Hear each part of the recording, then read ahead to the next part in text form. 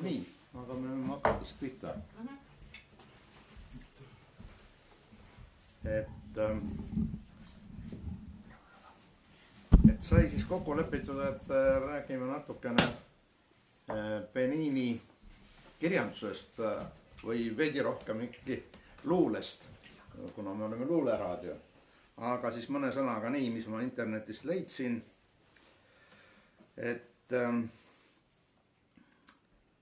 Benini kirjandus on prantsusekeelne ja esimese Benini romaani või Benini autori romaan ilmus aastal 1929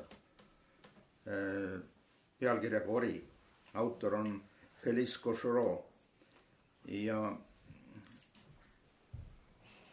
seda peetakse on sümboolne tähendus sellepärast, et nagu olulisem on 1938. aastal ilmunud Paul Hazumee Togussimi, see on esimene ajalooline romaan, mis räägib umbes 19. sajandi kuningriikide elust seal nende maal. See on siis kirjanduse koha pealt. Aga erinevad kirjandusžanrid tekkisid siis järgmises järjekorras, et siis aastal 1929 hakati proosat kirjutama.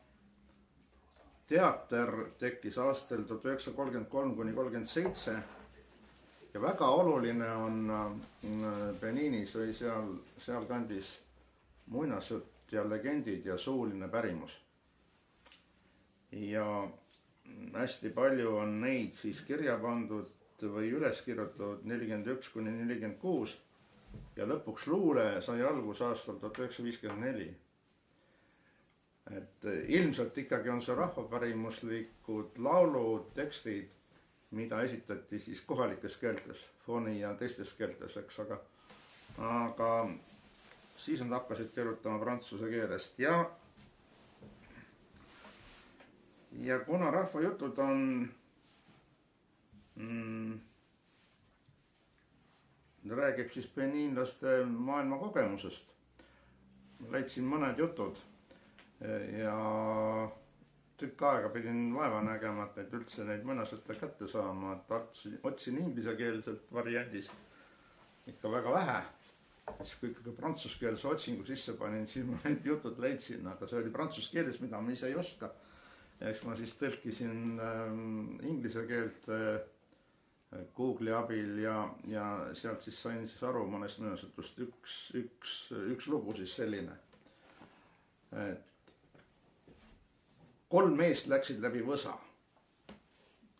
Nad liikusid ühe suure jõe poole ja mida tahtsid saada, et õhtuks ületaksid selle. Esimesel mehel oli mõõkvööl, teisel oli vibu õla peal ja nooled tupes, aga 3. oli ilma relvata. Tema oli niisugune tagasihoidlik, kandis peas pikka valget turbanit. Kui nad sinna jõe kaldale jõudsid, siis üllatusid, et jõgi oli hästi lai. Tekkis küsimus, et kuidas üle jõe saada, üks küsib. Ja see mõõgamees ütleb, et las igaüks annab endast oma parima, mina alustan.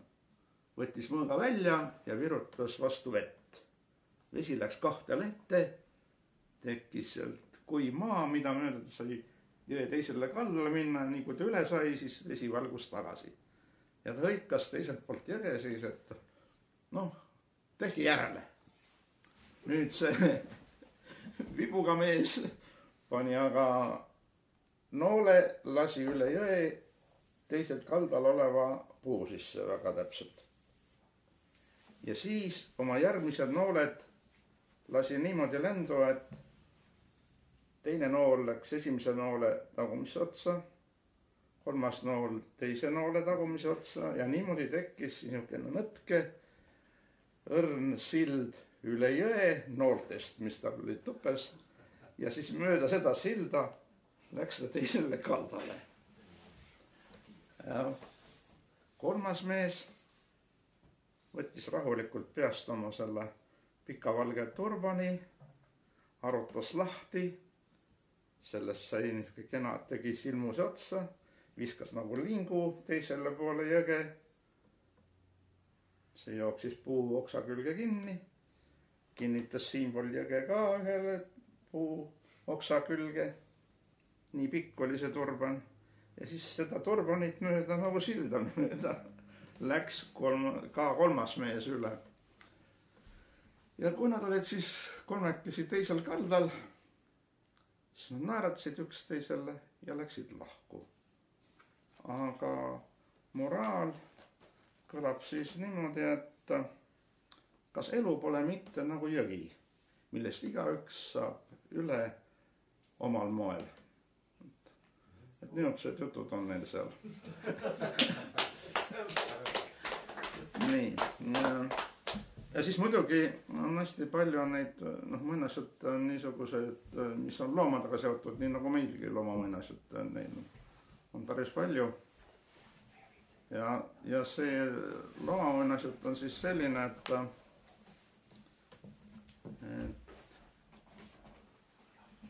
selle eest on siis niimoodi, et osad kirjanikud on ka ühtlasi jutuvestjad, osad luuletajad. Üks neist on siis Jaak Känd, kes ütleb niimoodi, et jutud ja legendid kannavad moraalseid ja filosoofilisi õppetunde, mis mind elus suunavad. Et ma näen ikkagi taas pereringis oma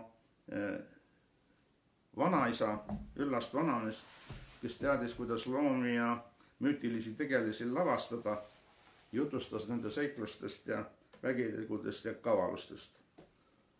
Et ühel päeval kogunesid kõik loomad, putukatest kuni metsakuninga või džunglikuninga lõvini, baobabi puu alla, et sõlmida hea käitumise ja sõpruse leping. Nii, siis lõvi ütles, et temal on niisugune reegel, et kui teised loomad kaklevad, siis ta neelab need alla, et võitlus otsa saaks. Siis ütles rebane, et tema peale ei tohi kunagi näpuga näidata, et selle peale tema vihastab. Panter ütles, et keegi ei tohi teda loopida liiva ega mullaga, et muidu juhtub midagi hirmsat. Rästik ütles, et maad on ka mängus ikka, et üle tema ei tohi keegi astuda, et ta ei andesta seda. No ja siis rohutirts või ritsikas teatas, et kõige väiksem, et tema ei kannata päikese käes viibimist. Pandi need reeglid kõik kirja, kirjutati lepingule alla, hakkasid laiali minema, aga tekkis tüli. Keegi ei saanudki aru, mis pärast, ja seda tüli ei suutnud keegi vaigistada, hakkasid seda omavahel karjuma ja siis hakkas ritsikas kriitskama või saagima, nagu see ritsikas ikka saeb. Panter käskis tal vait olla ja et kui ta ikka vait ei jää, siis ta viskab ta lihtsalt selle ritsika päikse kätte, kuhu ritsikas ei tahtnud sattuda. Nii, ritsikas oli vihane, ritsikas visatigi päikse kätte ja otsustas Panterile kätte maksma, hakkas talle liiva ja mulla loopima. No nüüd sai Panter vihaseks, sõi ritsika ära. Pealt nägi rebane. Nii, ja rebane hakkas süüdistama Panterit, et ta on reegleid rikkunud, eks. Vastuseks näitas talle Panter siis käpaga. Ja muidugi siis rebane hammustas teda käpa otsast ja nad läksid kaklema. Nüüd ärkas lõvi üles. Tema reegel oli see, kui kaks looma kaklevad, tema läheb, aga muudkui neile kalale paneb nahka. Nii. Ja kargas neile kahel loomale ligi, aga kargas kogemata üle rästiku. No ja rästik jälle muidugi suures vihas hammustas lõvi, mis peale lõvi sai tigedaks, lõi rästiku laiaks. Ja siis neelas alla ka võitleva rebase ja pantri. Aga rästiku hammustus muidugi mürgine ja lõvi suri ka ära. Ja nii said kõik loomad otsa. Niisugune lugu. Nii, aga nüüd läheme siis selle luule juurde ka. Nii et esimene periood mida nad kutsuvad Pioneering Generation inglise keeles, siis on aastast 1954 kuni 72. Ja siin oli siis üks kõige olulisemaks kirjanikuks Paul Joachim. Ja sellel perioodil nad kirjutasid hästi palju siis negrituudi liikumisega seotud luulet. No see Paul Joachim oli ka Prantsusmaal õppinud ülikoolis ja siis kokku puutunud David Diop'i ja Senghori ja teiste selliste afrotsentrismi põhiliste nende ideoloogidega. Ja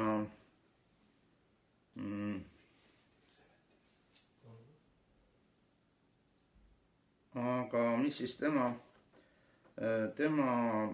luulestiili kohta öeldakse niimoodi, et teda iseloomustavad plahvastuslikud sõnakombinatsiooniga arvukad ootamatud metafoorid, mis näitab seda, et ta sai Prantsusmaal oli eriti sürrealismist siis mõjutatud. Et ta sünniaasta on Joachimil on 1900 või Joachim, ma ei tea, kuidas ta õieti peab öeldama nime.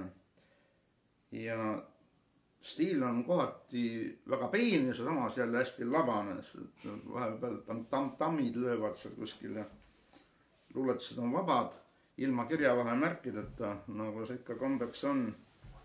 Ja see annab vaba tempo suure voolavuse luulele, aga samal ajal siis tekib ka ebaselguseks, et mina selle tõlkimise juures olin ka hädas, et ei saagi aru, kus üks mõte lõpeb, et kui panna nüüd, ütleme, Google'i tõlkesse sisse, et paned 2 rida sisse, siis tõlgib ta ühtemoodi, kui lööd ta kuskilt vahepeal pooleks ja paned selle tagumise otsa järgmiste ridade kokku, siis võib tulla mingi teine tähendus. Nii et ingliskeelsed tõlkeid enamasti ka ei kipu olema nendel luuletustel või on vähe. Nii et mul oli küll tütar, kes prantsuse keelt on õppinud, aga kes viimati rääkis prantsuse keelt 5 aastat tagasi. Nüüd kui ma neid andsin talle prantsuskeelse versiooni eestikeelse tõlke kõrvale, siis ta mõned ikka kiitis mul heaks. Nii. No ma loen ka siis ühe tema luuletuse, siis mis ma siin tõlkisin.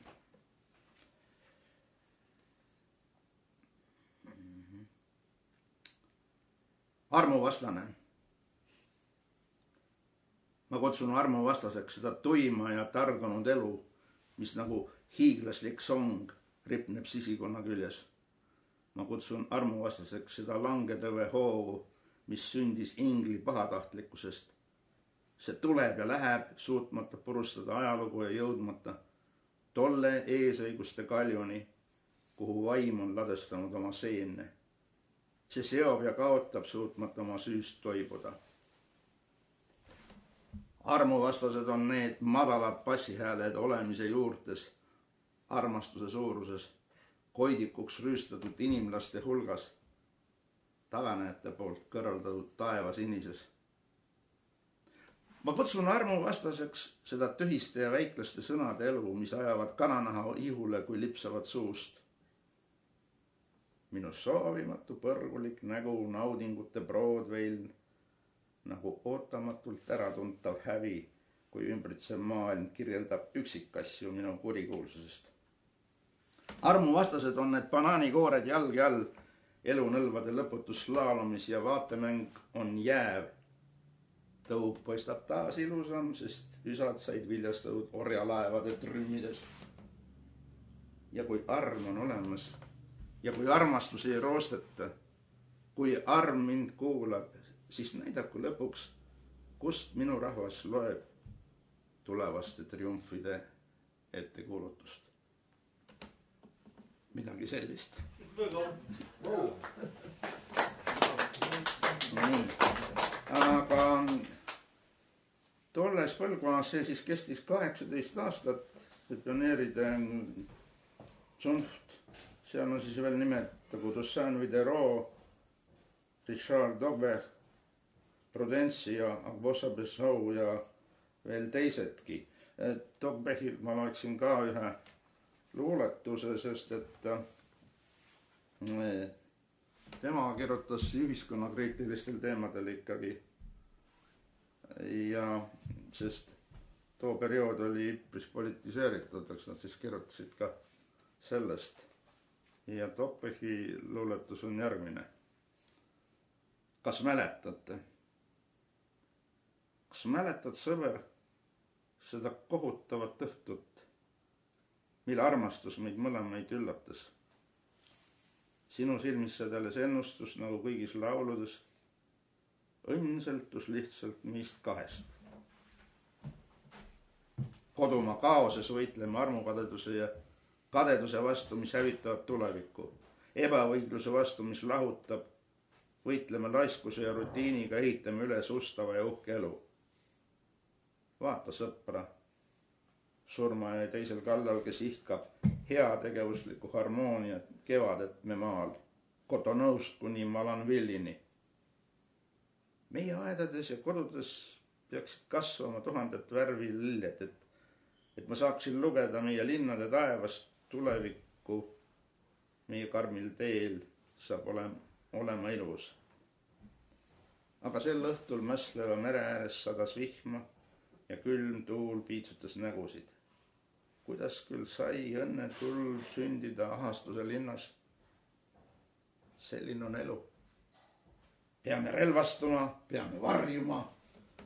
On niisugune oma armastuse luuletus ja on ka ühiskonna kriitika kuidagi segi läbi.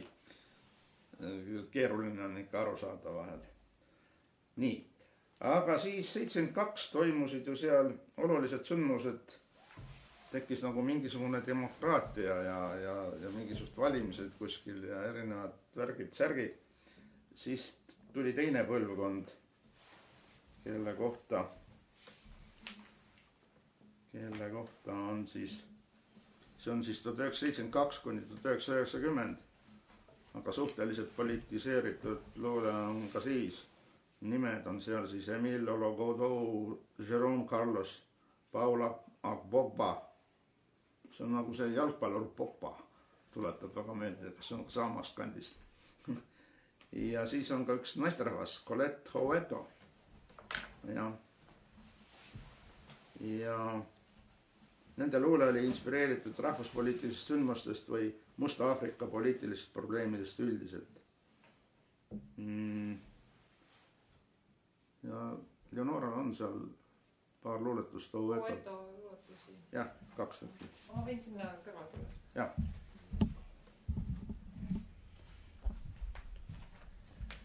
Mõtlesin Steve'i käest küsida hääldust, aga ta oleks välja, et... Jah. Võib-olla Hoveto. Ma küsin nii, Steve, how do you pronounce this name? Colette. And this? Senami Akosu, Hoveto. Hoveto. Hoveto, jah. Ja siis siin on üks luuletus kogumikust Koit kaktuste kohal aastast 1981, aga autor ise on sündinud juba 1939. Küll tuleb aeg. Küll tuleb aeg, kus surmavanglate kohutavad ööd annavad teed vabanenud päiksele, sellel neetud maal. Läheneb tund, mil paljunenud fašism peab vastust andma oma kuritegudest inimestele. Inimesed teavad juba oma kogemustest, et kuulid, mis peatavad karjed õigluse ja vabaduse järele, peidavad endas demokraatia elavaid aluseid. Ja inimesed ei unusta, et riigireetmise relvad kujundavad rahuehitajate valvsust ja julgust vabanemise põuastel radadel. Mulle meeldis tegelikult see järgmine luuletus. Ole selle ka, jah? Ja. Ma küsin jälle, et Steve, how do you pronounce this? Some word or some shouting in phone language. In phony language. Yeah. You know this maybe. Is this how you? Aguhu. Aguhu. Aguhu. Okay. Aguhu. loen selle selgituse võib-olla siia. Jaa, loen selle selgituse. Et see agohu on Beninis kõneleva fonikeele väljend.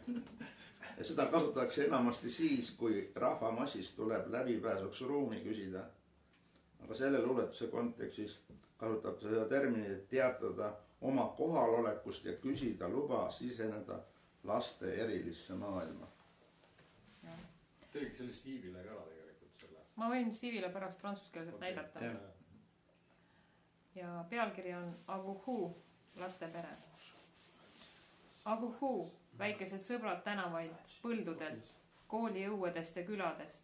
Aguhu, laste pere, kes te avastate tuttavaid maastikke linnade ja külade ümber. Aguhu, elamiseks, olemiseks. Aguhu, eluruumideks, oma tantsude ja laulude paigaks. Aguhu, aguhu, aguhu, avage oma vabaduse tagamaad meilegi. Tervitage meid oma rõõmu ja lootushüüetega. Kuivatagem teie pisarad, laske oma silmadel särada ja naerul kõlada. Tulge, kiiremini, teeme ringtantsu, vahetagem mõtteid, teie saladusi. Peatame aja, et paremini kuulda teie juttu, et kuulata teis elavat last, ainulaadset, kordumatut.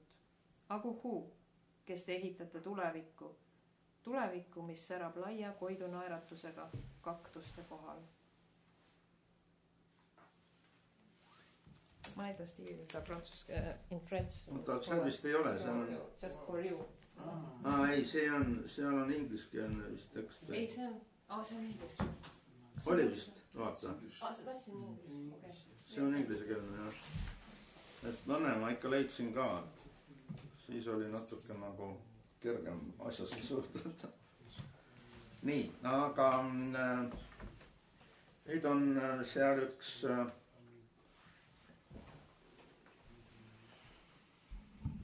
sellest teise põlvkonna meestest oli veel Barnabé, kes siis seda väga sünget olukorda, mis riigis oli, kirjeldab ühes pikemas poeemis pealkirjaga Requiem mõrvatud riigile. Selle tõlkimisega olin ikka päris hädas, aga kui ma siin mõned katked meie mentorile ette lugesin, siis ta ütles, et ma peaksin ikka siit ka midagi lugema. Ja seda tervikuna ei olnud, kui olid üksikud lõigud, olid väljavõtted poemist, et nad ei ole vist järjed, vahepealt võib ka midagi puudu olla. Nii. Ütle maa, kauge maa, keset nälga, keset janu. Karjuge asja, et sinna on maetud mässu sügavustesse, viha sügavustesse, keset meeleheidet. Või visake raske koorem maha ja oodake, kuni lõpuks uus päike tõuseb. Või unistage tähtede segadusest, mõrvallike galaktikate meteooridest ja põgenege peaaegu horisondi puudutamiseni. Alguses oli riik troopikas. Riik, mis magab nagu taevast langenud solvang. Riik, mis levib nagu hingetuks tõmmatud nahk. Riik, mis mõnikord tõuseb nagu ookeanist võrsunud rusikas. Ma ei räägi sinuga riigist, kus on sündinud unistused ja kimäärid. Ma räägin sulle hoopis vastupanu ja muda maast. Vere ja pisaratega, taevase tulega, kõva päiksega vaiksete hommikute peadel. Ma räägin teile tõelisest riigist. Paljude rahvustega riik, oma rahvahulkadega. Kõik tema etnilised rühmad on nagu igavesed rahvad. Nagu mõistetus, nagu kauge silmapiir, nagu kauge unistus käeulatuses.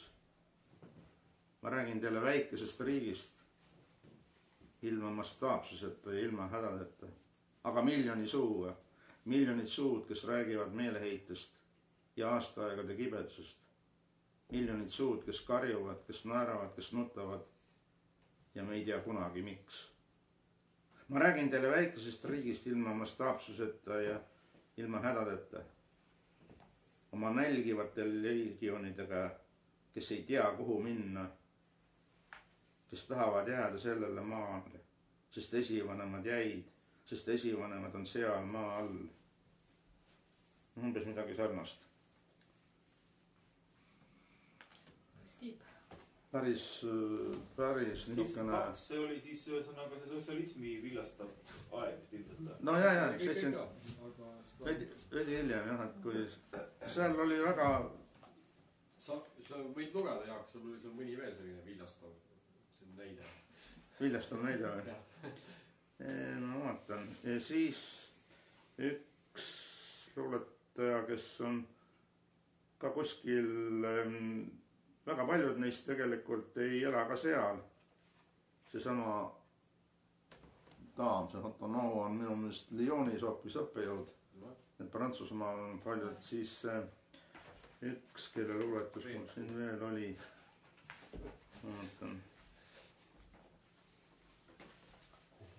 Zakari Dramani Isifou. Sündinud 1940. Unistustuulest.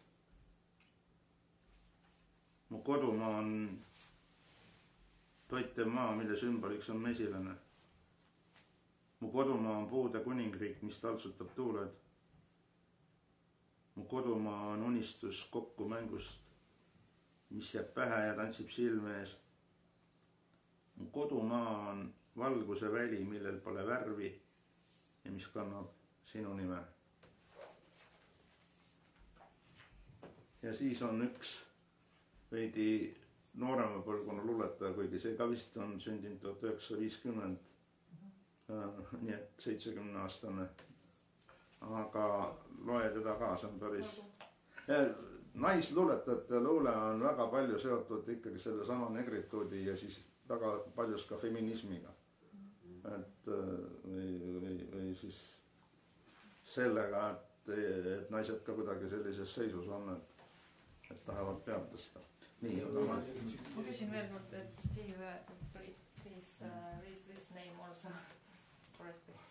Peter Evelyn Agbu. Agbu? Yes. Okay. I read this one.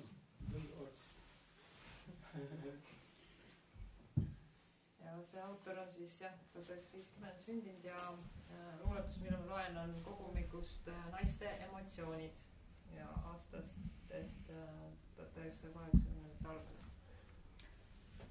Ja ilmselt on see kuskil siis kogumiku esimesi luuletusi, sest et pealkirjaks on eessõnaks. Must lugeja, mu sõber, ära otsi mu luuletustest Aafrika atmosfääri maagiat, seda leiad sa iga päev endast. Ma olen muidugi tumedanahaline, aga toitun valgete kultuurist. Minu värsid ei kõla nagu Aafrika sõnad, mida sa tead. Aga nende musikaalsus, ma loodan, laseb sul hõlpsasti arvata, et ma olen must, nagu sina. Valge lugeja, mu sõber. Teie keeles kirjutatud salmidega avaldan teile siinkohal austust. Teie ülemaailmne kultuur toitis mind aastaid. Tänu sellele suudan täna oma emotsioone ohjata. Lõpuks teile, valged ja mustad naised, pühendan armunud naiste luuletused. Ärgu leidku neid hukkamõistu, vaid olgu teie sisetunnete eestkõnelejaks.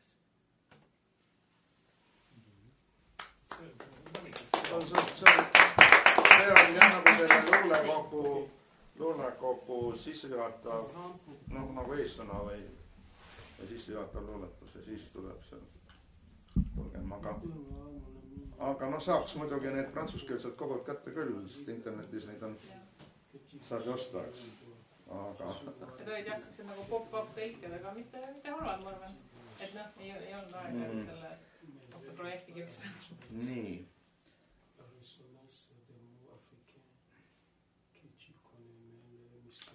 Ja inglise keelde on tõlgitud hästi palju Benini vanasõnu. Mõni oli päris huvitav. Vaatan, kas ma siit. karda vaikivat meest. Tema huuled on nagu trumm.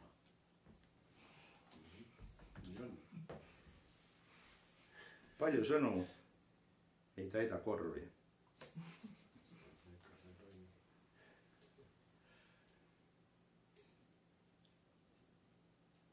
Me saame rääkida ainult tõtt, kui kussutame valguse ära.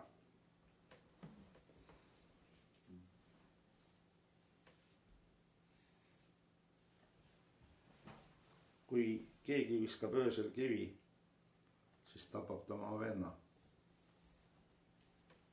Sellised. Neil on üks tööd ka, teist on muffini näe. Jaak, ma segan korraks vahele, küsin, et ega seal mingit saatesõna või sellist esseed olnud juures neil vanasõnadel. Et üldiselt vanasõnad on ju sellised, mis igal pool maailmas on kaunis sarnased. Minust Eesti vanasõnadest on teada ainult 3, mida mujal maailmas ei ole, või 4. Jah, siin on sama lugu, et ilmselt neid oli päris suur posu, on neid seal kirjas. Aga huvitav oleks teada, millised on sellised, mis on ainult Beninis olemas. Eestis on, enamus need unikaalsed on seda tüüpi, nagu kes kannatab, see kaua elab. Ja sellised allaheitlikud ja valetad. Siis on veel üks siin selline. Igaüks, kes näeb kaunitari ja ei vaata talle järele, jääb vaeseks. No see on ka väga mitte Eestis. Aga see ei pruugi nende oma olla.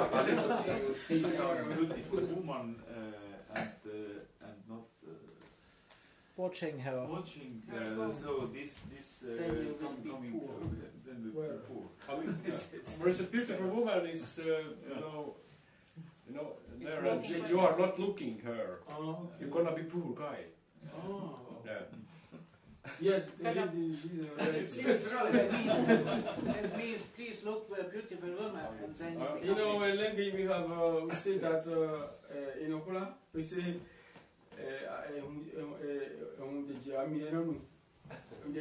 a red car is take a lot of gasoline. Okay. So don't look for a red woman or white woman, but not white, but some African women are more clear, not too black. So, and when they have this kind of color of everybody want them. So they look like beautiful. And then the guy say, don't go with this woman. He will take all of your money. And then he will be empty. But there is it was like opposite. You must look actually. Because when you are not looking, then you are. Aga seal ei ole öeldud millist naist. Aga siis on üks selline küll, mis on sealt kandist pärit vist võib-olla õnnetus, mis saabub linna, ei kanna turbanit. Aga see võib olla ka täiesti kuskilt Islamimaadest mujalt, eks. Pigem ma aiman siin mingit kultuurilisi kokkupõrkeid. Aga see ka ju, et õnnetus ei hüüa tulles, see on see, et õnnetus ei tule pidulikult sisse. Jaa, aga miks just turban? Ei no sest, jah, islami kultuur on tugev põhjaosas. Pigem on kokkupõkkumised. Eesti keeles on õnnetus ei hüüa tulles. Aga nendega ongi täpselt nii, et seda peaks siis mõne vanasõnade uurija käest vaatama. Võib-olla see turbani kandmisel on mingi tähendus, et võib-olla see kanda igas olukorras või midagi taolist. Võib-olla ta pidulikum või ikkagi üldiselt vist välja ei minda ilma turbanita. Üks muinasjutt on veel, see on mul natuke nagu hoolikult selge. Aga ma räägin, see on see armastuslugu ja jutustanud on seda Afavo Angele. Ja alati tuleb abielluda mehega, kelle päritolu on teada.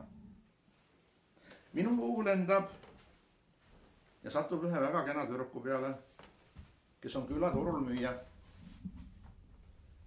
Selles külas elab ka üks uhke võimas jahimees.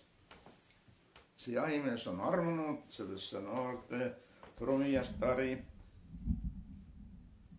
aga vastu armastust ei leia. tollel ajal metsloomad võtsid sageli inimeste kuju. Laenasid endale pea ja käed ja jalad ja tulid ka turule oma kaupa müüma ja midagi ostma. Nii, need loomad, kes siis inimesteks ennast muutsid, olid peamiselt lõvid, hüäänid, tiigrid ja pantrid. Ja siis ühel päeval üks inimliku välimusega loom turul kurameeris siis selle noore turumüüjaga. Turumüüjale see kena inimene, kes temaga kurameeris, ka meeldis ja läks temaga kaasa. Nii. Aga tuletame meelde, et inimkuju võtmiseks need loomad laenasid endale pea, käed ja jalad. Ja nüüd, kui nad võssa jõudsid, pidi see loom need pea, käed ja jalad tagasi andma. Ja siis siples maas, nagu ta seal oli. Nii. Neiu muidugi kartis, aga kus sa enam pääsed, sa oled juba kaasa läinud, teadaks. Ja kõik loomad seal ümberringi ka otsid teda metsas kinni ja siis ta küpsetas ja keetis neile süüa.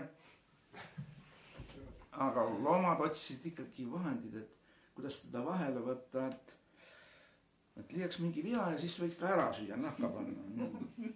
No, ja ühel päeval siis anti talle mingisugust teravilja ja jahu seal, et keda ja küpseta. Aga kui sa meid toidu meile laual tood, sa pead igat ühte meid nimepidi kutsuma. Aga tüdruk ei teadnud, kõik ei tundnud, kõiki loomi seal metsas. Ja aga metsas oli tal üks abiline. Vututu, üks metsalind. Ja see sosistas talle kõrva, mis on iga looma nimi, nii et kui tütarlaps teeni selle, siis tõi toidu lauale, ütles ta selle looma nime ja jälle nahka teda panna ei saanud. Nii. Aga siis ühel päeval üks kuningaküla jahimees metsa ja nägi sealt seda tüdrukut ja ütles, et ma päästan su siit ära. Jahimees läks külla tagasi ja tegi tüdruku mõõtmete järgi inimkujulise karbi. Ja kui vahepeal siis jälle need loomad olid läinud turule vist omal annutanud neid päid ja jalgu, et turule läinud, hiilis jahimees metsa, see karp oli tal kaasas ja pani neiu sinna sisse. Siis tõstis selle karbi endale pea peale ja hakkas kodu poole minema. Loomad tulevad vastu. Näevad seda jahimeest ja laulavad talle midagi, et kas sul pole mitte seal see pea peal, see amboga. Jahimees laulab vastu, et see on küll nagu tema, aga kuid see pole tema. See on mul hoopis kast. Ja nii ta pääski siis sealt loomade seast minema. Jõudis külasid tagasi, viis tüdruku ta vanemate juurde. Tüdruku vanemad olid õnnelikud, et nägid oma last uuesti. Ja samuti olid uhked siis selle noore jahimehe kangelaslikkus ühe ja kinkisid talle oma tütre käe. Sellepärast me üleöö ei abiellugi ühegi mehega, vaid ikka selle mehega, kelle päritolu on teada. Aga tüdruk tegi valesti, no läks mingi mehega, kelle päritolu ta ei teadnud. Tuli välja, oli mingisugune sipp. No ma ei tea, see on umbes mingi niuke lugu. Mulle meeldib, et laulu hetked on, kus tuleb mingi, see on tihti peale, Ladina-Ameerikas on samamoodi, et tuleb mingi dialoog, siis on tihti peale laulu. Ja. Aga seda laulu kahjuks jah, ma ei leidnud, et võib-olla kuskil on, aga vähemalt linki ei olnud, nii et mida nad laulavad, tegelikult on see täpselt niimoodi, et see jutuvestmine käibki sageli ju lauluga, eks. Ega Eesti vanad mõnesjutud on ju ka, Setu mõnesjutud on ju paljud sellised, kus vahepeal jälle laulab. Aga siin on ilmselt Can I comment in English? Yeah. What I know about history of Dahomey literature and Benin literature. First of all, there is a strong. Maybe I'm repeating you some of the things you said, but there is a strong oral tradition in Africa everywhere. Even though there isn't a written books and a written tradition, there are oral. These griots used to be kind of writers or storytellers and news like we talked yesterday. But we have to understand that I've been watching in my room also. There are these shelves and shelves of books, Estonian books. There isn't that kind of culture like you book literature crazy Estonians have.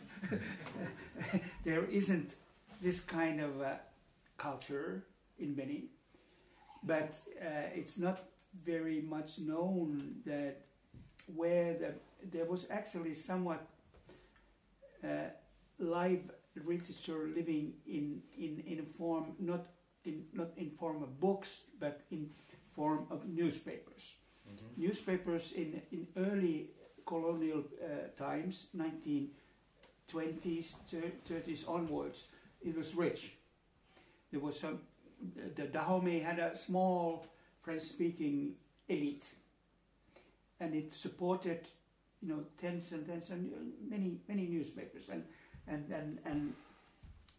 stories, even novels were in series published in newspapers, poems also, and this is peculiar to Dahomey, especially in early Dahomey.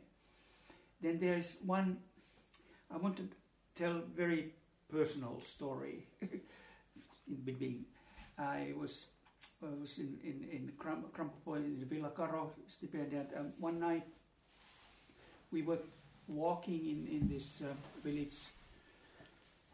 There's a highway going through it, and I was walking with the African woman, friend of mine, and we saw this huge billboard. There was advertising this lady's what's it called, makeup paste, and she explained it what it means. It was a white paste. All Africa, it's very popular that women do this whitening thing on their faces and their body. And okay, I thought, that's sad. Then next night I saw this dream. Because I was soon to leave Benin to go to Finland. And I saw this strange dream. In this dream I was visiting my sister who lives in Helsinki, and I came to her and I said, I have been to Benin for 2 months now, and Kati, I thought, Kati, I am convinced that I want to be a black man. I want to my skin will turn black. And I showed her, look how brown my I'm going back there, and within 2 months my skin is going to be all black, like other way than Michael Jackson and African women. And well, this is an introduction. This is a strange, but this is introduction to one form of literature and culture which is typical to Africa, which is called, you mentioned, negritude. Yeah. Negritude it was born in 1930s, actually in Paris, and the black people, students, and people who had chance to travel to France, they met and they started to think, what does it mean to be a black man? Black people with black skin and black culture, African and everything. That was the philosophical idea of negritude. There were some writers, poems are connected into this literature movement. There was also a white man called Jean-Paul Sartre in this sort of philosophical round, and it flourished also after the Second World War. And I had read some poems by negritude writers, and there's also strong criticism of negritude because it, some people say that in at the end of the story would be that it's racism because it separates people because of the color of their skin, which is opposite of free world.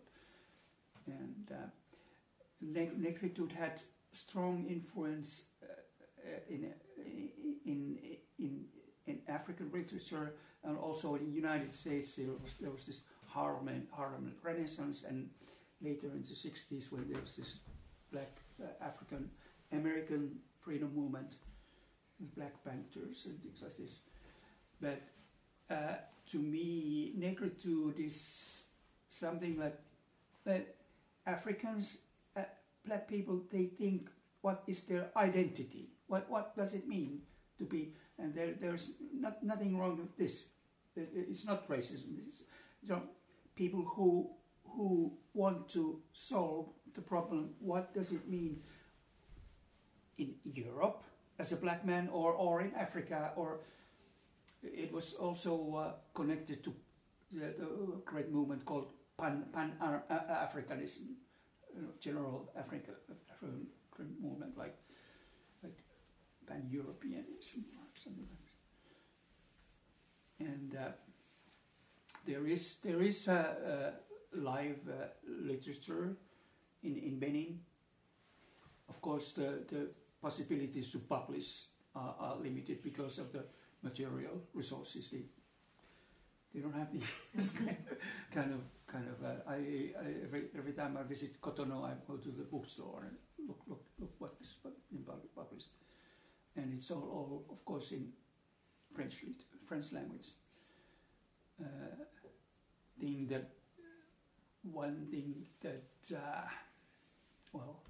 I don't know if it's a reason to talk about more, but about half of Benin population, there's 13 million people, are illiterate. They cannot read or write, but they cannot read or write French language.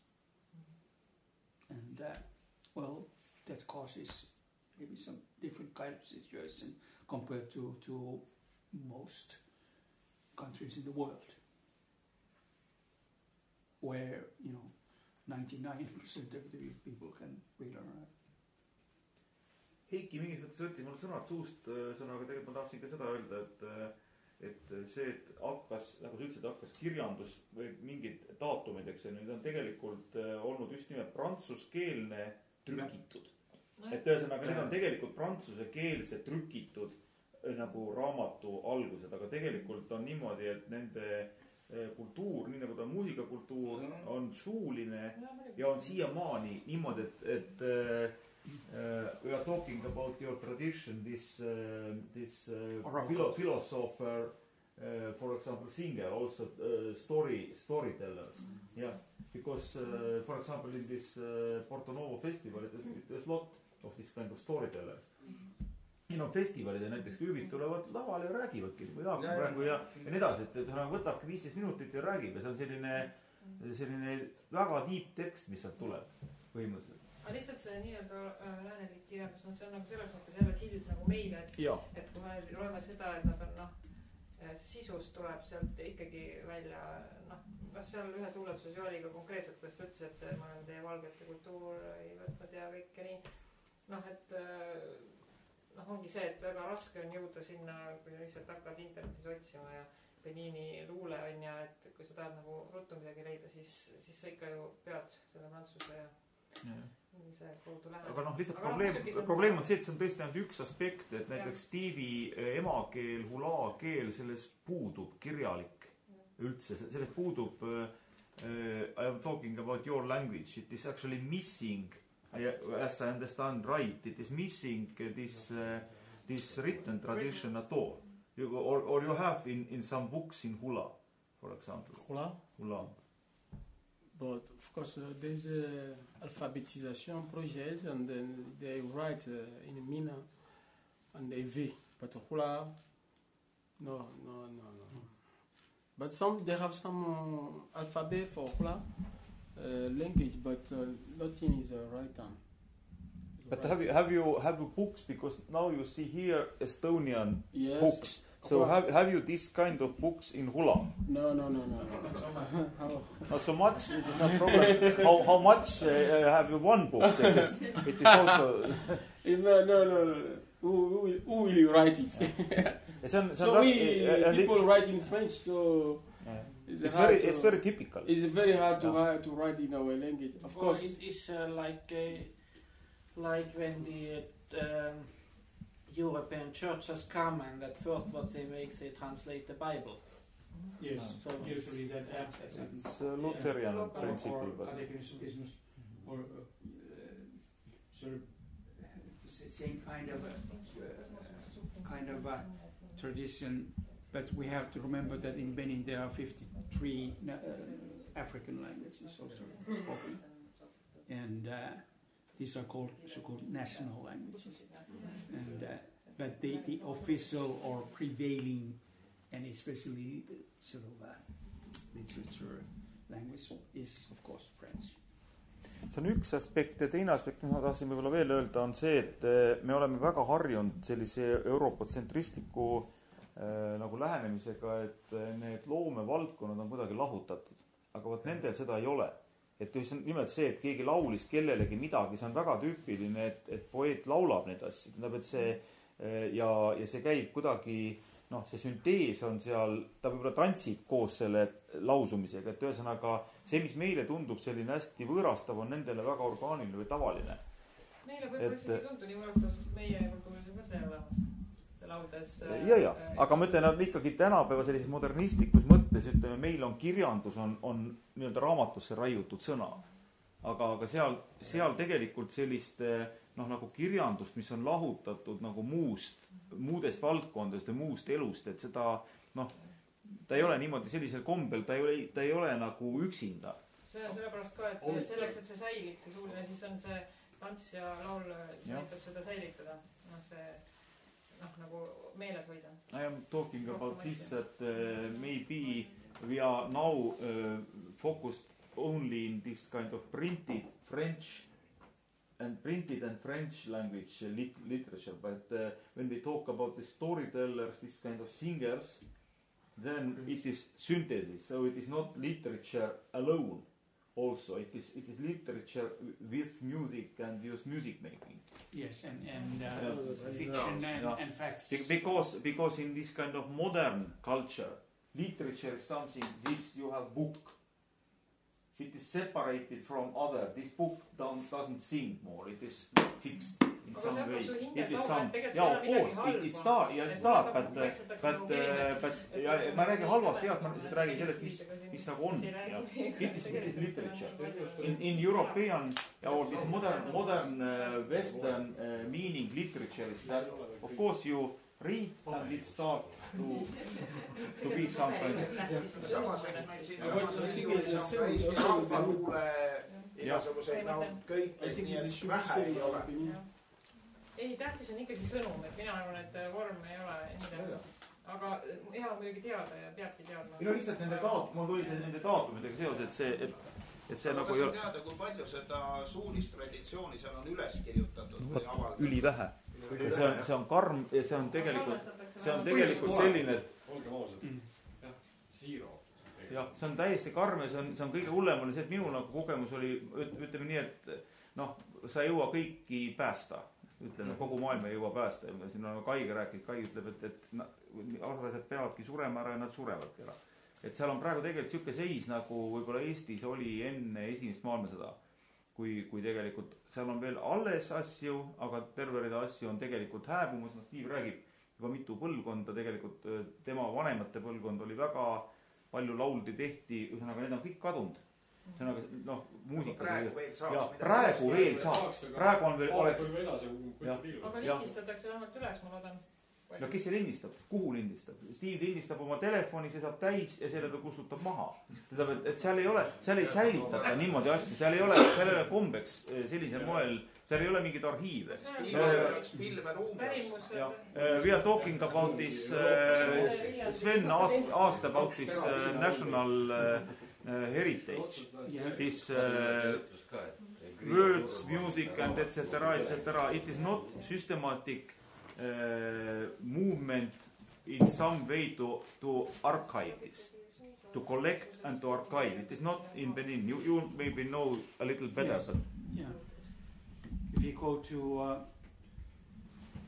National interesting story.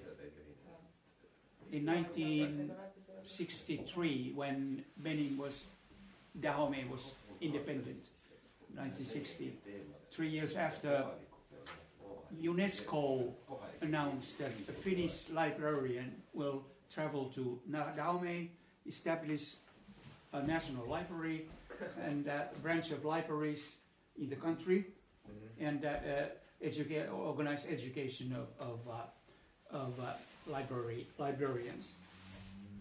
But it was in 1963 when the country went through a very violent series of coup d'etats, and this project was cancelled. UNESCO was supposed to finance it. They established the National Library about during the Carrico socialist times in 1970s, and it was established in Cuida first. Now this is Porto Novo. I've been there. It was the size of the reference reading room is the size of any medium-sized library in Estonia. And there are many books, of course, as you know, but there is no there is no library branch, as we call now. Almost every village in Estonia has a library. Big cities have many. Still. There is one Swiss or French foundation which runs five libraries in Benin. But the state doesn't take any responsibility of this. This is typical of a poor state. They say no money, and well, because it is also tax system. It is very low taxes in Benin. It's actually doesn't exist taxes in this way as we know. Yeah. So that for me it is a little ununderstandable how this state function in really how Benin function from what money is coming, because you state have to have money to make something, and money goes only for citizens. So no, I don't know how but I understand it that it is no taxes in Benin in this way.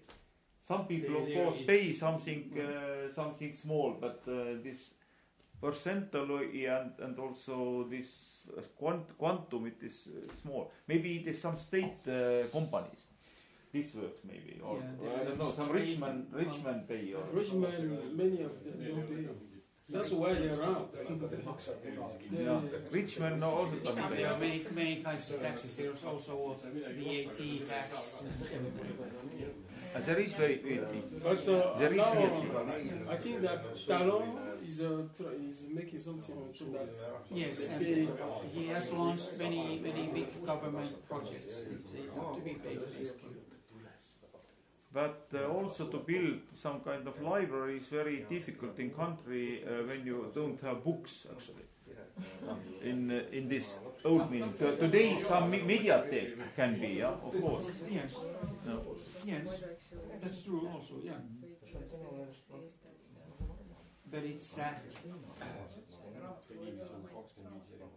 very different in this way. But there might also be this other problem with the climate. So it's very the air is very humid, so paper immediately gets like Not immediately, but you know, it depends on how you store it. But yeah, it's true at the coast. I remember the coast that the paper was becomes very strange. It goes, yeah. The air has all elements of destruction. So the paper becomes very soft.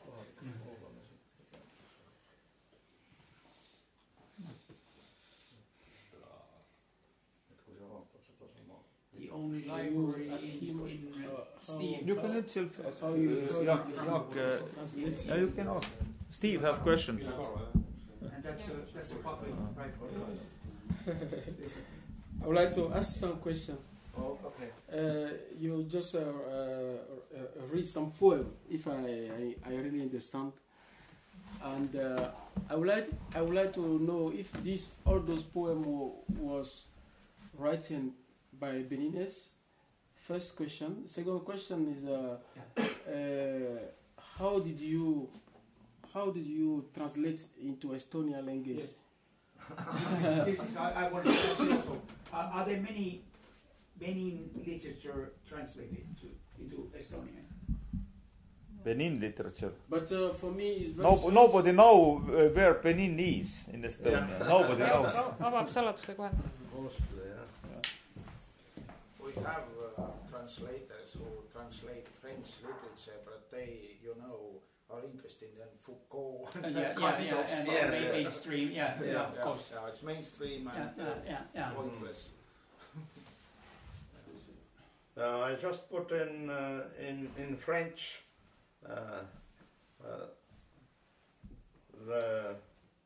and looking what about this Beninese literature, what they have written in English.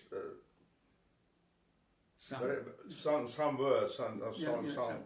But if you're looking in French, so I just put Beninese literature, and then I got Beninese poesy, and when you found some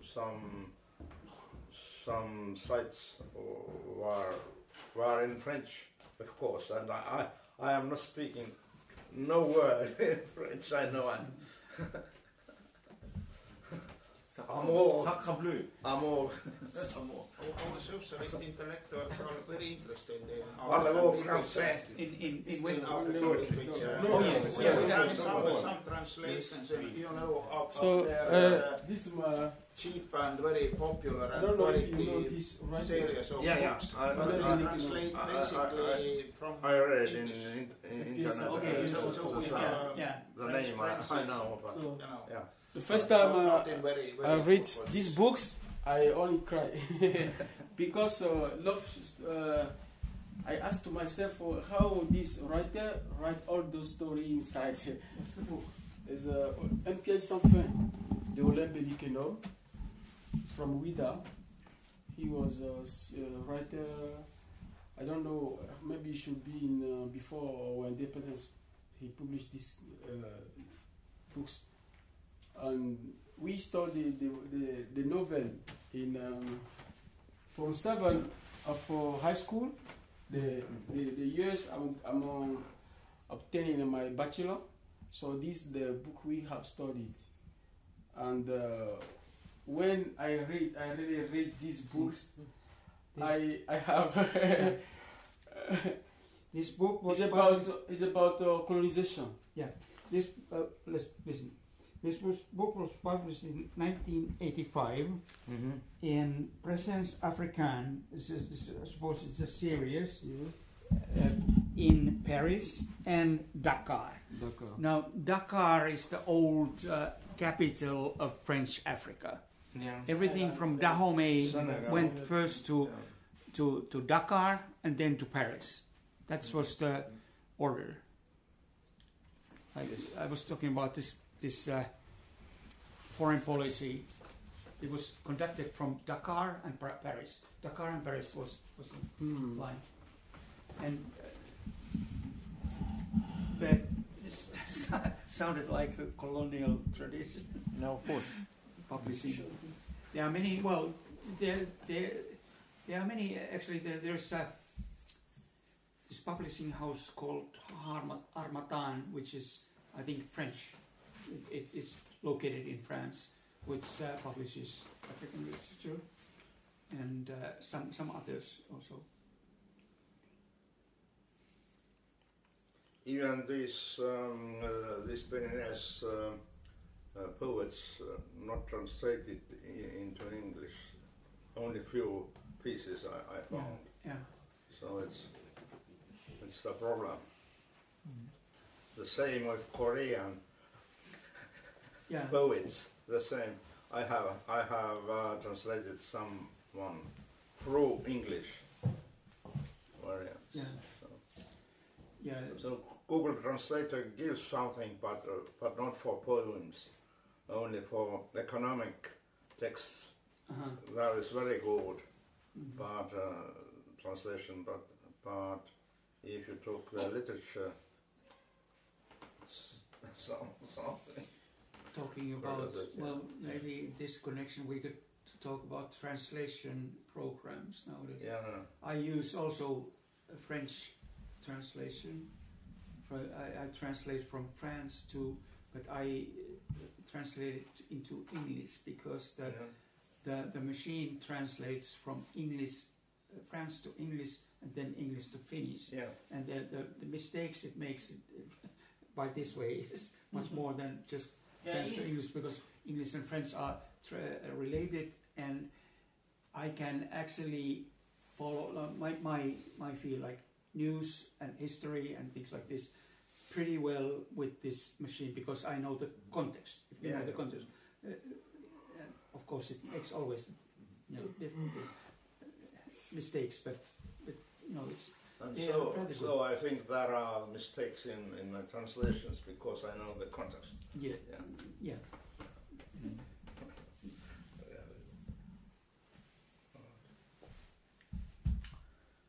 But I don't know. Luuleraadio nimel mina ei saa lõpetada, kui ma teen suur aitäh, Jaak, et see oli fantastiline. Fantastic overview from Jaak, and maybe first time in Estonia about Benin literature. I don't know. Yeah, for me, I was surprised that a big surprise and strange for me that when he was talking about Paul Hasman and Paul Hasman from Portno and famous writers in colonial time. They were writers in colonial time. So very long. Hasum is like a national writer of Benin. Yes. Nowadays considered, I suppose. Yeah. It's a great. Yeah, thank you. Panen nüüd kaamera kinni, ma just lihtsalt ütlen.